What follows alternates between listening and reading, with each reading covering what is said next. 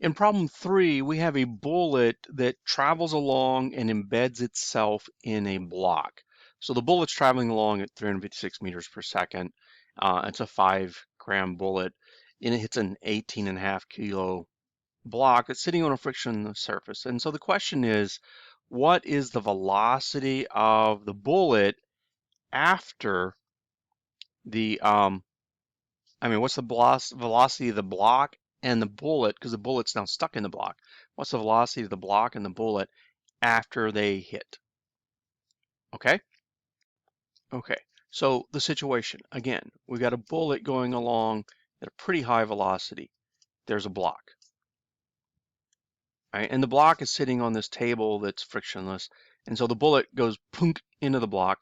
And afterwards, right, the block with the bullet inside of it is traveling along at some velocity. And so we know the mass beforehand. You have to convert that to kilograms. We know the velocity beforehand. And so we know the momentum, the initial momentum, because that's all the bullet, right? The initial momentum, the momentum of the block is 0 to begin with. Well, there are no external forces. So momentum is conserved. So here, where it's just the mass of the bullet, I'll do that as little b times the initial velocity, so this 5.9 or 0.00519 kilos times 356 meters per second. That's our momentum to begin with, since the block contributes none at all. Afterwards, what do we have? Well, they're stuck together. So the total mass, m, is the sum of the two masses, right? So m is the mass of the bullet plus the mass of the block, and I'll call that capital B. And so the momentum, the final momentum, right, is that total mass times whatever the final velocity is, right? And we're asked for the final velocity. So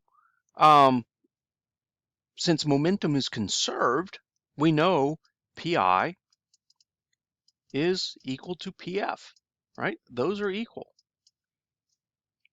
All right, let's take a moment to type this out. Okay, here we go. All right, we know that the initial momentum, let me do a little I, is just mass of the block times its velocity, which is the initial velocity, and that's the total momentum because the velocity of the velocity of the bullet is VI, the velocity of the mass is 0, right? There is no, it's not moving. Afterwards, they're stuck together, and the total mass of the object when they're stuck together is the mass of the bullet plus the mass of the block.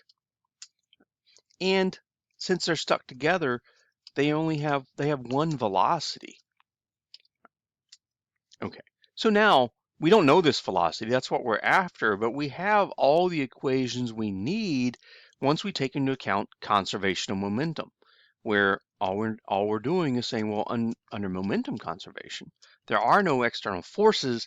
P initial equals P final, right? That's just straightforward momentum conservation. So the mass of the bullet times its initial velocity equals the total mass of the bullet in the block times the final velocity.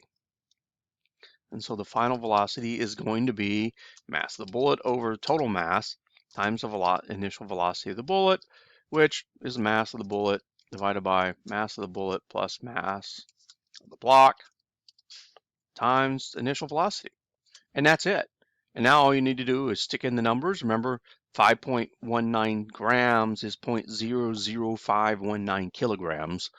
You got this velocity. You have everything you need to complete this problem at this point and take it away. All right, that's it for momentum conservation problem number 3.